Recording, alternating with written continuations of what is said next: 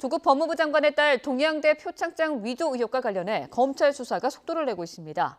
검찰은 조 장관의 부인 정경심 교수가 표창장을 위조했을 뿐만 아니라 표창장에 적힌 내용도 상당 부분 허위로 보고 있다고 밝혔는데요.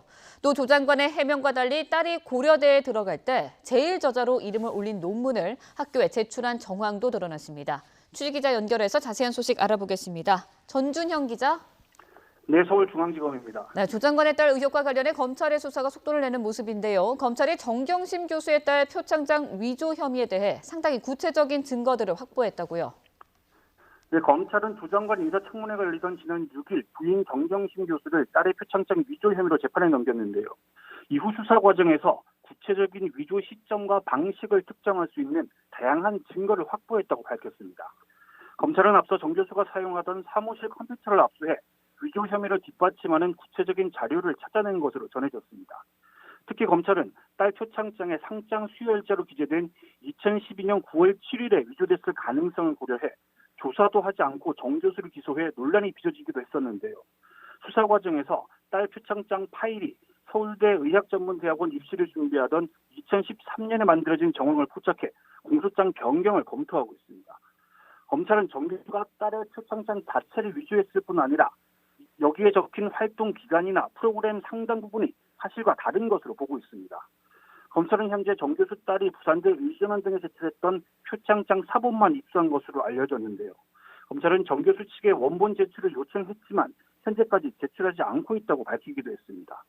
검찰은 딸의 표창장이 부산대와 서울대 의전원 지원에 사용한 것으로 확인될 경우 위조 사문서 행사와 공무집행 방해 등 혐의 추가 적용을 검토하는 것으로 알려졌습니다. 네, 그런가 하면 또 다른 입시 의혹이죠. 논문 제1저자 등재와 관련해서 해당 논문을 대학 입시 때 제출했다는 증언이 나왔다고요. 네, 검찰은 앞서 조 장관 딸이 고려대에 지원했을 당시 입학 사정관을 지낸 교수를 불러 조사했습니다. 해당 교수는 YTN과의 통화에서 조 씨의 제1저자 논문이 당락에 영향을 미친 것으로 보인다고 말했습니다. 이 교수는 조 씨가 제출한 12가지 서류 목록에서 제1저자로 이름을 올린 당국대 논문을 비롯해 공주대 인턴과 유엔 인권 인턴십 관련 서류 등이 있었다고 기억했습니다.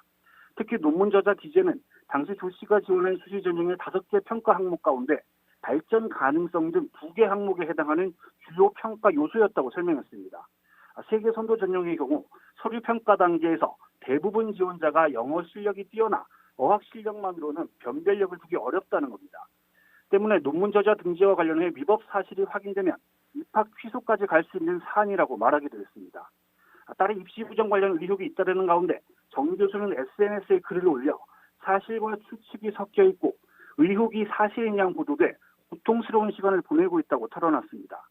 이어 재판 과정에서 진실이 확인될 것이며 추측 보도로 가족들의 인권 침해를 그만해달라고 덧붙였습니다.